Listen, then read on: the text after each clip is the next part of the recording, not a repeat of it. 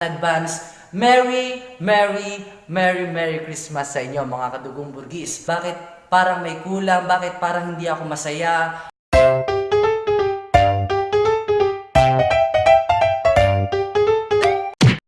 What's up sa inyo mga mukhang sapsap kong kadugong burgis? So for this video guys, medyo seryoso muna tayo. So less muna tayo sa kalokohan, less muna tayo sa pagpapatawa. Kasi for this video guys, I will be sharing you about a serious topic and a very important topic about this month. And we all knew that this month we are celebrating or we are about to celebrate Christmas. And I would like to greet all of you guys in advance. Merry Christmas sa inyo mga kadugong burgis. But, maiba ko lang mga kadugo, no? For all the past Christmas that happened in your life, did you really celebrated it merry, happy, or joyfully? Yes, kasi alam naman natin na hindi lahat na nagsa-celebrate ng Christmas is nagiging masaya talaga yung Christmas nila. And if you are that kind of person na sa tuwing sasapit yung Christmas, lagi mong iniisip or yung lagi mong sinasabi, bakit ganito? Bakit parang may kulang? Bakit parang hindi ako masaya? Bakit? Ang dami mong bakit. And all your whys explains or just conclude na hindi ka talaga masaya or hindi ka talaga naging masaya. Yun nga guys, ito yung i-share ko sa inyo. I will be sharing you about the 5 secrets for having a merry Christmas. Secret number 1. Focus on the main subject. So we all knew guys na all seasons or all events has its main subject. So for example, kapag sineselebrate natin yung Teacher's Day, so ang bumibida dito yung mga guro natin. Kaya binibigyan natin sila ng chocolates, binibigyan natin sila ng flowers as a sign of thanksgiving o pagpapasalamat natin sa kanila bilang mga guro natin. And syempre kapag sumasapit naman yung Mother's Day and yung Father's Day, syempre ang nireregaluhan naman natin or pinapasaya naman natin is yung mga parents natin, yung nanay and tatay natin. And syempre kapag birthday naman natin, so ito naman yung time para pasayahin natin yung sarili natin.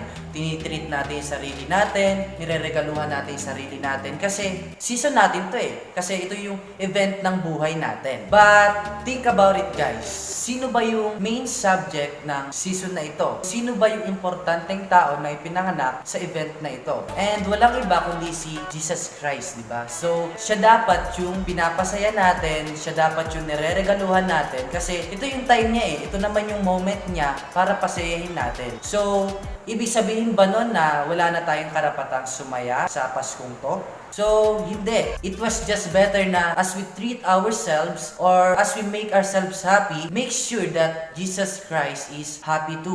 So, ibig sabihin, may karapatan ka pa rin sumaya. May karapatan ka pa rin na magpasaya ng ibang tao. Yun nga lang, dapat ikinukonsider natin yung kasiyahan ni Jesus Christ sa gagawin nating pagpapasaya sa sarili natin or sa ibang tao. Because, always remember guys na when we first make Jesus happy, we ourselves will be happy too. And the happiness that Jesus caused to us will spread to others.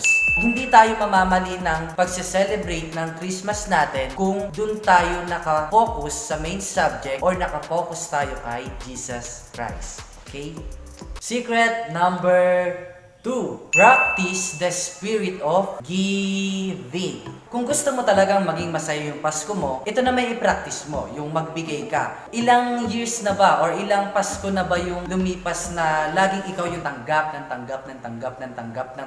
Laging nag-e-expect ka na makaka-receive ka. Pero yung tanong, bakit ka nag-e-expect? Birthday mo ba? Bakit ka nag-e-expect? Season mo ba? Kung meron man dapat na mag-expect dito na mabigyan ng regalo or makareceive ng regalo mula sa atin is yung may birthday, which is Jesus Christ, di ba? At ang nakakalungkot, tayo na hindi naman may birthday, nag-e-expect tayo na makareceive. Pero yung may birthday, hindi siya nag-e-expect na regaluhan natin siya or makatanggap siya mula sa atin. Kasi bakit?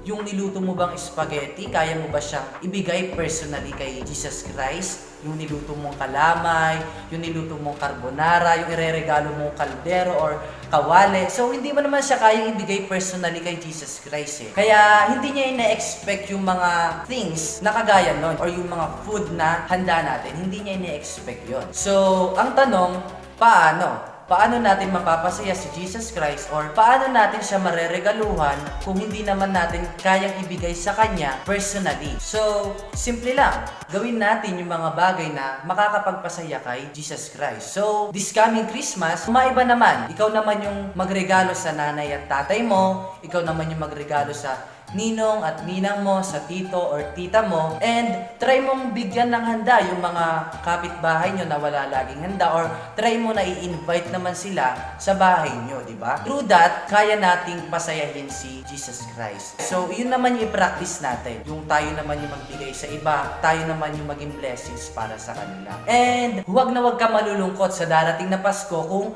wala kang matatanggap na regalo. Mas malungkot ka kung sumapit or lumipas yung Pasko na wala ka man lang naregaluhan or wala ka man lang nabigyan na tao. So, dun ka mas malungkot. Okay?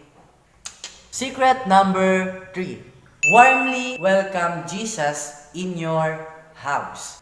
We all knew the time when Mary is about to give birth to Jesus and she and her husband Joseph knock on doors and expecting someone to welcome them. Alam naman natin yung nangyari sa tagpong yun, di ba? And meron ako ditong dalawang uri ng tao na nakita. Una, yung mga taong hindi nagpatuloy sa kanila or yung hindi nag-welcome sa kanila.